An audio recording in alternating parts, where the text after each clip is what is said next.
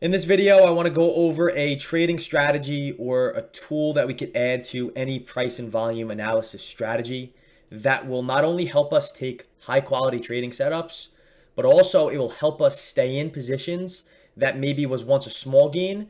We could turn a small gain into a larger profit by following this style or this strategy. I'm going to explain the mechanics behind it, why it forms, how to spot it, and how to trade it. And then I'm also going to go over some actual examples on the chart of past setups that I have recently seen and taken myself. Before we get into it, I'm going to post a link in the description below for my Instagram at Ameritrade. This is my only account. I definitely recommend following me on here. I post daily trading recaps along with very good trading tips and tricks that I guarantee you're not going to find anywhere else. The link will be in the description below. You're seriously missing out if you're not following it. But now let's get right into this video. Break and retest, break and pullback, break and test demand or supply, whatever you want to call it, they work the best in trending markets. That is very key. Now I have a strategy for scalps and key level breaks, but this specifically works the best for markets that trend. That is very, very important. I recently posted a video called the 2 trading strategies that I use. I definitely recommend watching this one. I talk about the 2 trades, scalps and trend trades, and this break and retest, break and pullback strategy works the best in trending up or trending down markets. Now, why is it so important and the mechanics behind the setup? It's very, very simple. You all know I use supply and demand zones combined with price and volume analysis. It's very powerful. And in my opinion, it's the best way and one of the only ways to trade true organic naked price action. So as the market is moving up, let's just say we have a clean rally with buyers initiating a move up, initiating a rally, strong buying pressure, strong buying prints on the time and sales. The market moves up, and then we form some type of high where the market pulls back. Now, the rally is very important because you want to make sure we have a clean, strong rally. However, the pullback is even more important. Now, why this is important is because you have to always put yourself in the perspective of retail traders. Where the market has the most pain is there's going to be the most gain for other traders who are more patient and smarter than the other traders who are 90% of the time losing. So as the market pulls back, you have a flux of retail traders that are expecting the market, just because it's moving down, to start pulling back and maybe reverse and start selling off to the downside. Now, when that's happening, majority of retail or just traders in general are selling the market, expecting it for it to come down. Now, while this is happening, when everybody's selling, someone has to be on the other side of the market, basically buying. For every sell order, there's a buy order. So now who's on the other side buying? And we don't know that answer, but could it be somebody leveraging into a larger position, speculating and anticipating that the market is going to move up? When we get this area is going to formulate a demand zone, especially when we have a high being put in that could be seen as resistance. Now we have the market pulling back. Maybe longs that got in at the earlier rally are now stopping out on this move down right here. Or just new shorts are entering the market, selling to someone who's buying. If the market comes up, this is going to speculate and form a new demand zone where I have marked out as this red little line right here. So now the market breaks, we form a low, we have a high, then the market comes up, breaks the previous high, and now we get in a higher high when the market pulls back. Everybody sees this pullback, they start freaking out, and the same cycle occurs where either weak longs are stopping out on this move down right here, the second red line, or new buyers are entering a position, leveraging in one for another leg higher. When we get these two to combine, this retest becomes very, very powerful because we have a lot of traders selling into an area where there's a lot of buying. Now, why this works out so well is because when the market does pull back, the buying activity that gets done in this area between the high and the low is significant. And when we do pull back, you want these buyers to defend this area. Now, a lot of people, say support turns into resistance, resistance turns into support. I completely agree with that, and this is kind of the basis with this. However, it doesn't have to be to the exact penny. We can break the previous high's low or the previous high we can come back into this range because this whole area right here where I'm hovering my cursor over, basically this V that got created, is an area of demand. Now, it doesn't have to bounce at the previous high exactly. We can move into the range 4 points, 5 points. It doesn't really matter. You ideally want it to be as close as possible to the previous high, but it doesn't have to bounce at it perfectly. It just has to be at the top portion of the previous range. When we get this pullback, there's two things you could do. You could either get in a new long position at the low, speculating that we are going to bounce with a tighter risk to reward ratio. However, with a tighter risk to reward ratio, the odds of the setup working out are going to be slimmer because we are getting in before the market starts moving higher. Or you have to be quick with it. You cannot hesitate, and you can't get a late entry because that will just skew your risk to reward. Or you could get in long once we start to see some buying volume come in after we bounce off of this level right here. Then the market starts moving up. We can get in long somewhere in this range, speculating that the high is going to break, anticipating a breakout for another leg higher, that those buyers from the previous little retest area are going to defend that area. And if demand forms, then okay, we just bounced off demand. But if demand doesn't form, we still want these buyers in this area to protect their position and defend it. So you could enter a new position off of that. Or if we got in long prior, so let's just say we got in long over here, maybe over here where I'm hovering my cursor over, the pullbacks will help us stay in the position because now we have no reason to worry because we know that the market is trending, and pullbacks, consolidations are completely normal in healthy uptrending markets. The market cannot go straight up forever. With this being said, I want to go over a setup. This was a perfect example of this back on Wednesday, September 7th, 2022 on the S&P 500. And I'm going to go over all the examples on the S&P. It's just easy for me to explain and go over these points. I want to go over the pre-market plan. I post these every single day in my Discord of setups I'm watching, levels I'm looking out for, and potential trading scenarios. So the S&P 500, we are watching a demand zone at 3878, 3902, and 3892. Demand zones have not been reliable. The market has been downtrending. Selling pressure has been heavy, and buyers really haven't been present in the market.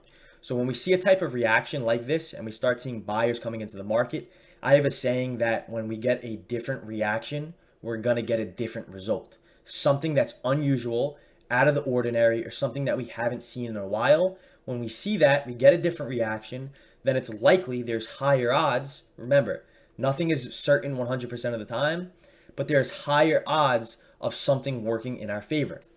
So what I said was, I want to gauge strength today, bullish scenario, not by bounces off demand, but rallies to the upside. That was very key because I didn't want to catch a falling knife. It's all about market context. We have clear sellers from yesterday's action around 3934, 3942, which is this pink box right here. What we'll do here will be important. Above this level brings 3960, which is the yellow line, and above 3960 brings 3983 supply, which is the zone above it. All I expect to be tough resistance until tested from buyers, and we're going to gain these clues from the intraday auction.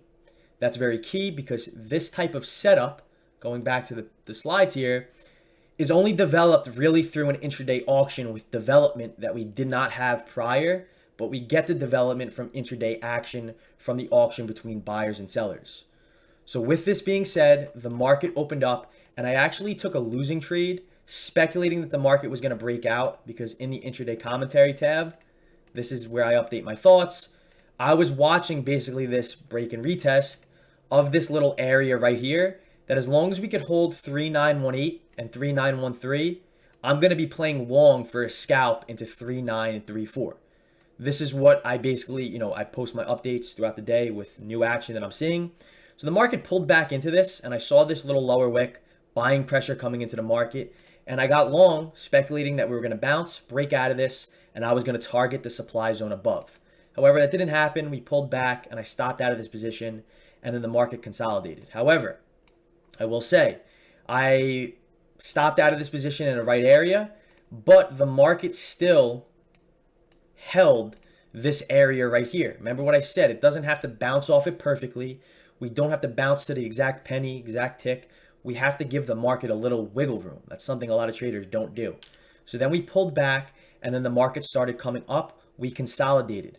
Remember what I said from the slides earlier? This little pullback, two things are going to happen. Either new demand is going to form and buyers are basically leveraging in to a larger position, or weak longs from the earlier market rally. Let's just say someone's in long here, someone's in long here, or even up here.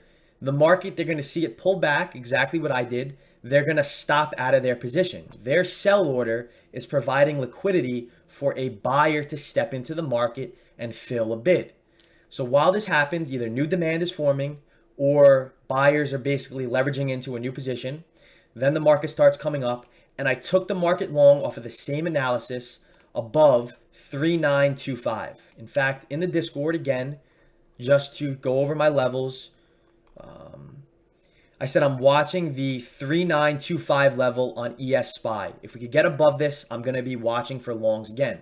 Now, why I was watching 3925 was on a 1 minute or an intraday time frame, there were sellers sitting at 3925.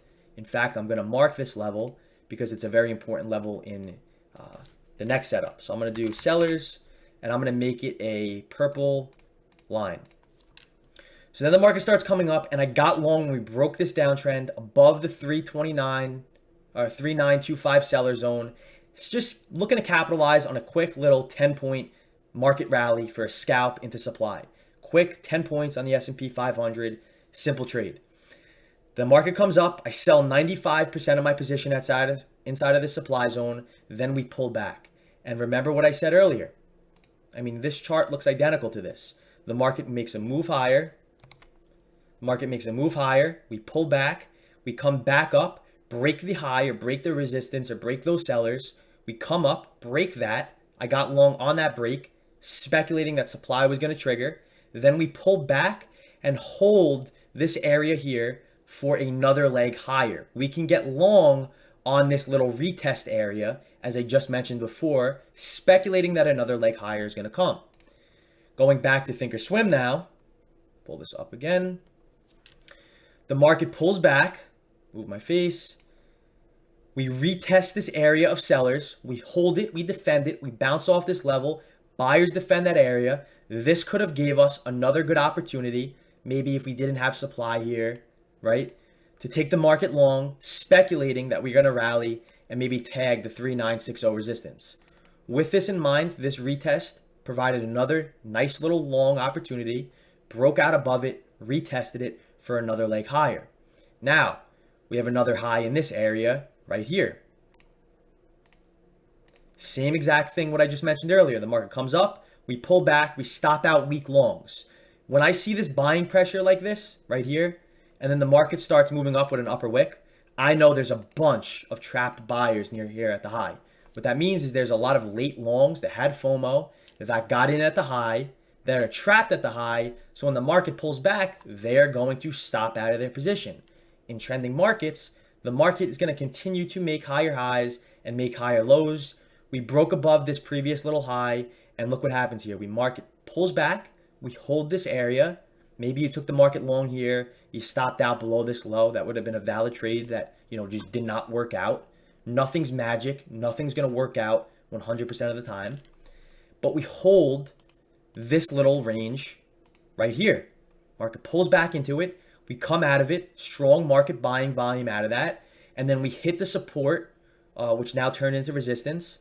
The market still consolidates higher. And then we hit the supply going into end of day.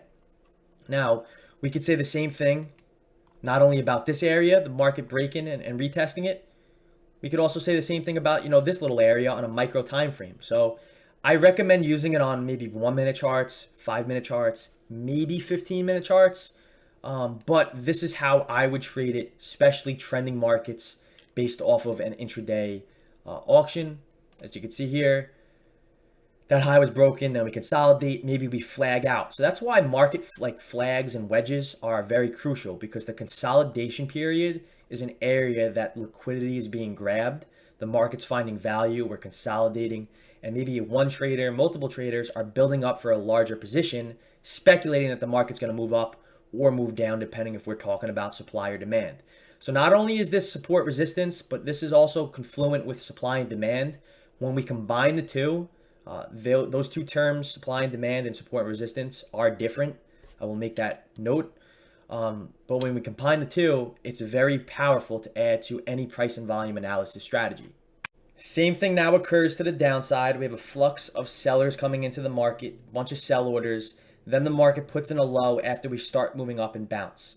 Now, maybe a lot of sellers are stopping out of this position, providing liquidity because they have to buy back or cover their position. They're buying back from someone who's selling, and then the market starts moving down. Or these are just sellers basically leveraging into a position, speculating that new supply is going to form. So on this little move up, a high gets being put in, then we start selling off down, validating supply, validating some type of support, now becoming resistance. Now the market puts in a lower low, we come back up, retest this area. Again, doesn't have to be exactly to the penny, it just has to be in this range because this is safe to say is a possible supply area. On top of support now that became resistance, we retest this area and we can look to take the market short with proper confirmation. We could get close to the low as possible, higher risk or lower risk and a lower out of it working out. Or we could get in a little later with proper confirmation when we break the lower low or start moving up to, or down towards the lower low.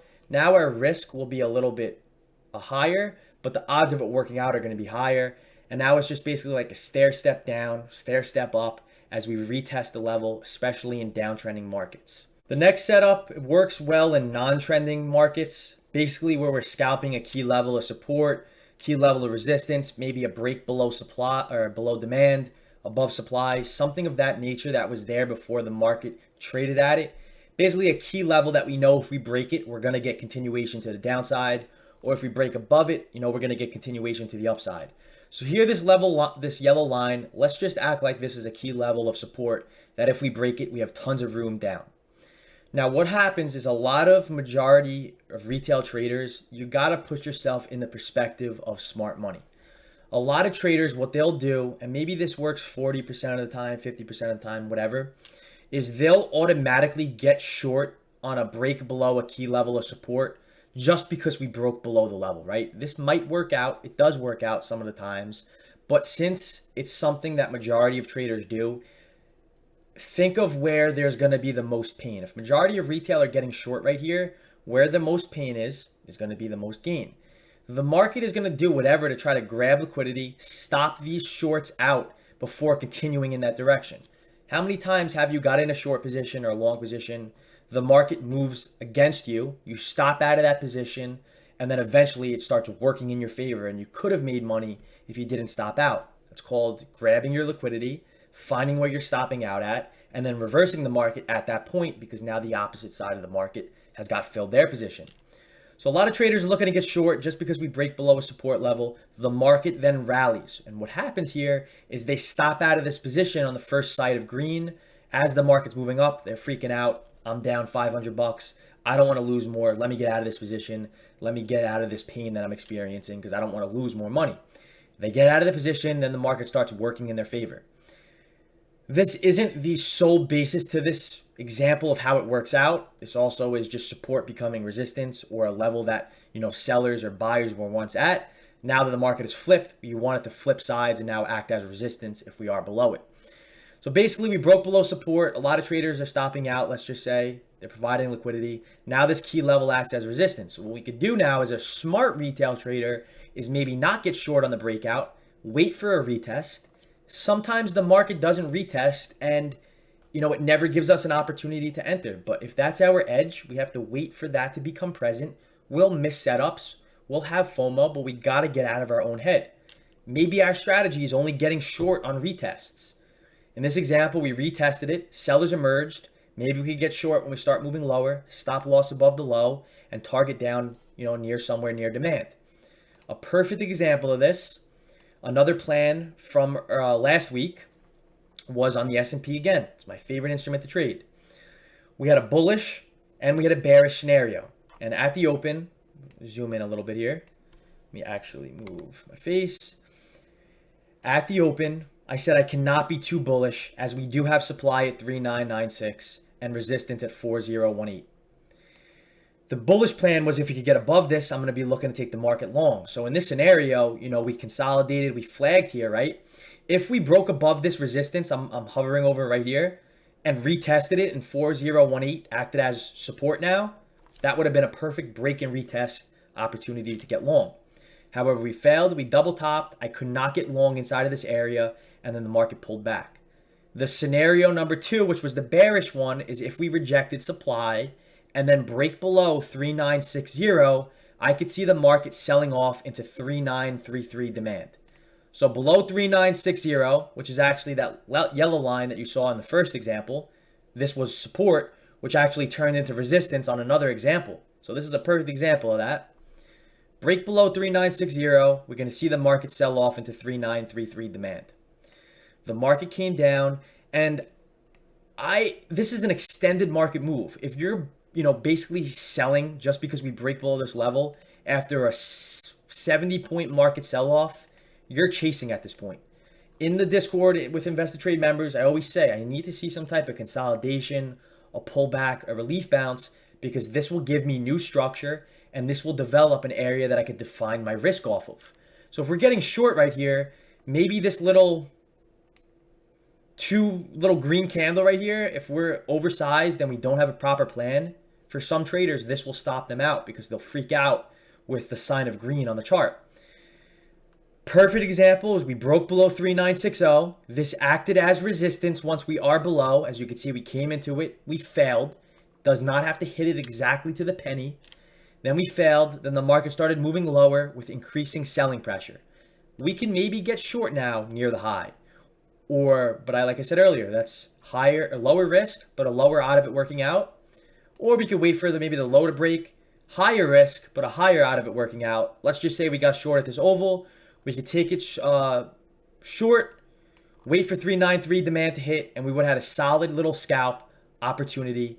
And just completely impromptu actually here. I just noticed this. I did not notice this before.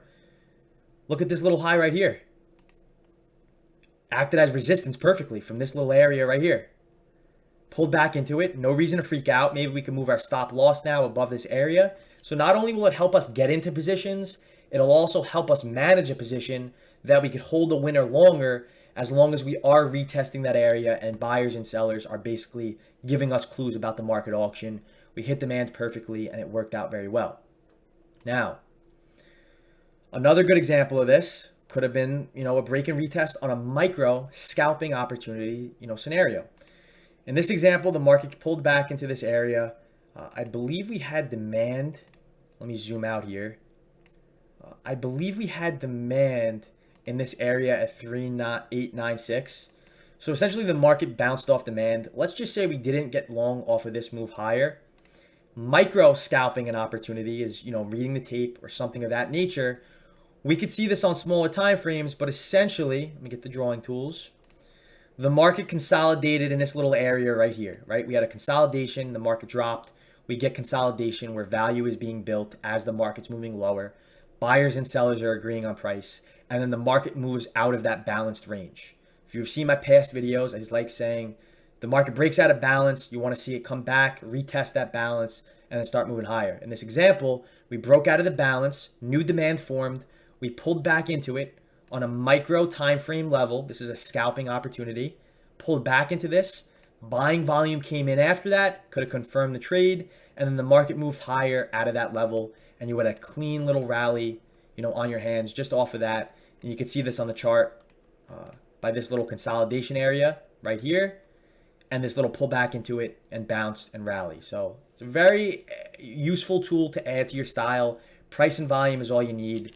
If you have any questions, comment them, like this video. Let's try to get to 1,287 likes. I would really appreciate that. And check out the links in the description below. By the end of this video, I will be posting and adding new videos to the course on futures trading, basics, and I do plan on increasing the prices as I always add value to the Investor Trade program. But I'm ending it on that note. Peace out.